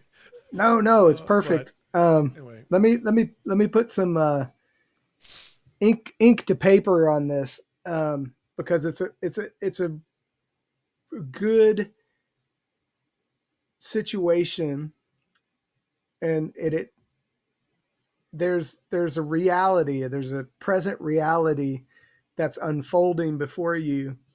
The best way I could say it is, and I think I mentioned this to you when you first explained what you were experiencing, which is Jesus said in John chapter 4, He said, those who worship God must worship Him in spirit and in truth. God is spirit. And if we're to worship Him, we must worship Him in spirit and in truth. So there's two aspects of that. One of which is by the Spirit. There's no other way to come to God except for Him drawing us to Himself. Man doesn't seek after God. That's what the scriptures say. We're doing our own thing. We're going our own way. And we've talked about this in our stories tonight, where it's just God was in process of bringing us to Him to be in relationship with Him. So part of that happens in the Spirit, and the other part is truth, which is important also, that we understand that Jesus said, I am the way, the truth, and the life, and no one comes to the Father except through me. So part of that is He's truth. Part of that is the Bible is truth. Jesus said it in John 17:17. He said, thy word is truth. So there's what you were experiencing is a combination of being drawn to God in the Spirit, but also in truth. And Psalm 22:3 says that God inhabits the praises of His people. So it's not a strange thing to me that you were worshiping, like literal worship music, and you had this, in a sense, an encounter with God, right? He shows up in a very tangible way, like you can feel it. You know that He's there. It's inside, it's outside, it's all around you. And so you're experiencing the reality of you worship, He inhabits your worship, and you had that experience. The other thing that goes along with it is in Romans chapter 1, it says that, and I'm going to paraphrase here, but the gist of the middle part of the passage of scripture in Romans 1 says, whenever God reveals Himself, it requires a response. Now, what happens in our lives, like you were talking about in your testimony about God, kind of wanting more of you, right? Always, and you're like, let me go. And God's like, no, he kept revealing Himself. But when we don't respond in the way that He's wanting us to respond, sometimes our hearts get hardened. And that's what that passage in Romans talks about. It says they worship the creature instead of the Creator. God showed Himself in nature to be who He is. But they chose not to respond in the way that they should. So you actually responded with surrender and with faith. And that's what God is looking for, right? So that's why fear got out of the way, because you said yes. You essentially in that moment said, all right, Lord, I don't know what it looks like, but that's what faith is. Faith is, the evidence of things not seen, the assurance of things hoped for. And even though we don't oftentimes know what it looks like, we say yes. And that's what it takes for us to experience and encounter God in that type of way. And so, I mean, you just had an encounter with God. You'll continue to have encounters with God as you continue to say yes, as I continue to say yes. He reveals more of himself. He reveals more of the plan. He reveals more of the identity of who we are. That's how we develop our relationship with God, is just by constantly saying yes when he's asking us to say yes, whatever it looks like. Sometimes, again, sight unseen, but that's faith. Yeah. Yeah. I think I remember the song Available was playing, and there's a part that she's singing, Here I Am. Mm-hmm. I remember just feeling it, and here I am, you can have it all. And it was just it was I can't, there's a lot more to go through. We survived this. I'm going to switch this one step at a time. Yeah. So, little under 2 hours. Not too bad. A couple things. We still have, many people on. Not many, but it'll grow. I'm excited for this. I mean, this was a big wait. There's been a lightness to me since that Sunday, and life has been different since then for me, in the way I see the world and look at the world, and in my relationship with God. And so I'm excited, obviously, for me and for all that and what's coming for me. But I'm excited for this show. I'm excited what we're going to be able to do and talk about. And there's going to be a lot of times we're just laughing and jamming with music and all this stuff. And but I appreciate the opportunity and having the platform to share our lives with the world and each other and so forth. And I'm looking forward to it. And I think next week, can I make an executive decision here, Doug? Yeah. Simplifying the show a little bit next week, and diving into the family, one of those 5 foundational identities of the church. And then, not making people wait and so forth. I think going through this, telling my full story next week, Mm-hmm. and kind of dividing up the show into those 2 main segments, because there's going to be a lot of questions, a lot of things that you're going to want to say. And I don't know how emotional it will be. There are certainly hard things, and it's going to be hard to get through it all, but maybe not as hard as it has been at times. I don't know. There's again, it may the same questions may resurface after telling it. I don't know. I don't have the answers to what happened still, and I don't know why I was sent back. Again, it's just me saying, I'm going to trust you, and follow where you lead me, and go through those open doors. God, somebody I don't know said it. Actually, Tim, if he's still on, said this, and other people have said it obviously too. But God opens doors. He opens doors and provides opportunities, but you have to walk through it.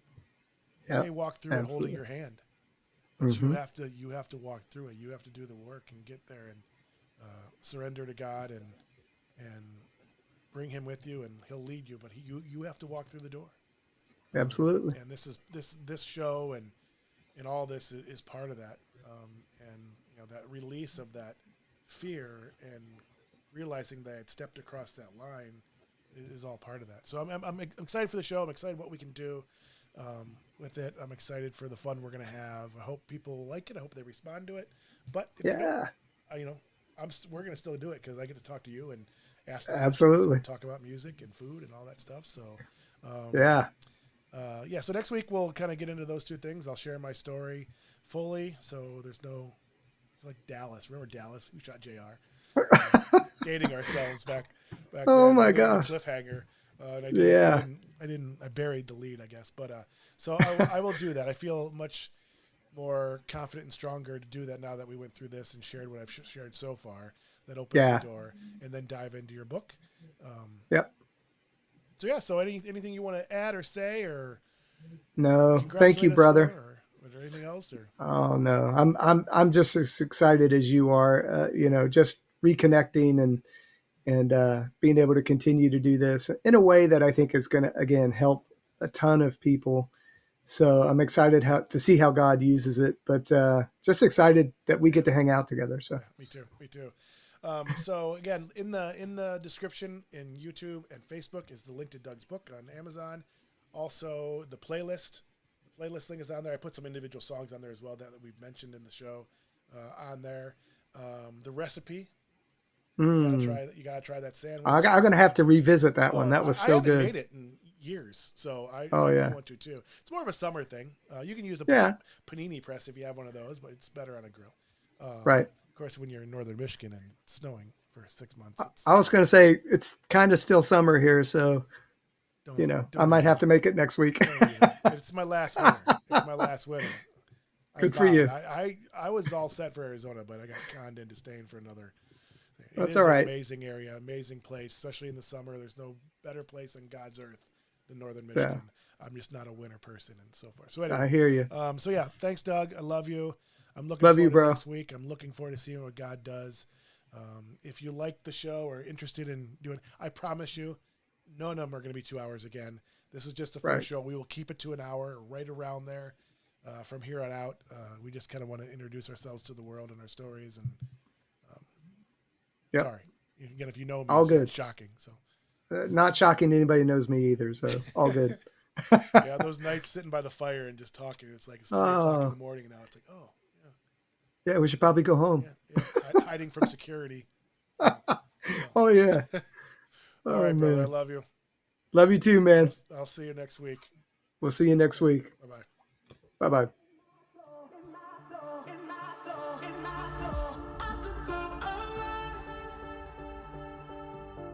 So